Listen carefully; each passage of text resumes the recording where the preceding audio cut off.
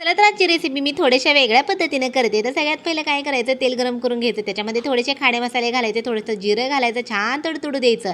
नंतर हा जो मी ग्रेव्ही तयार केली ना, तर ह्या ग्रेव्हीसाठी मी एक 5-7 काजू, अद्रक, लसूण आणि कांदा, टोमॅटो तेलामध्ये परतून घेतला होता. एकदम छान बारीक त्याची पेस्ट करायची. तेल सुटेपर्यंत पेस्ट छान असं तेल सुटू द्यायचं तिला.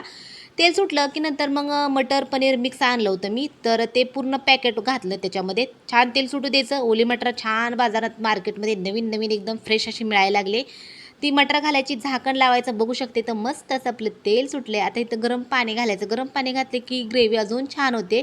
नंतर थोड्या वेळाने पनीर वगैरे घालायचं. आता ह्या पॅकेटवर काय लिहिलं होतं, पॅकेटवर असं लिहिलं होतं की कांदा टोमॅटो नाही वापरलं तरी चालते. आता मी पॅकेट पहिल्यांदाच आणलं होतं आणि टेस्ट बिघडली म्हणजे काय करायचं, म्हणून मी सगळे मसाले थोडे थोडे वापरले होते. पण पनीर काय विचारू नका, एकच नंबर झालं होतं. आणि बघू शकता इथं संचित आणि दोघांसाठीच केलं. कसं पनीर झालं नक्की सांगा आणि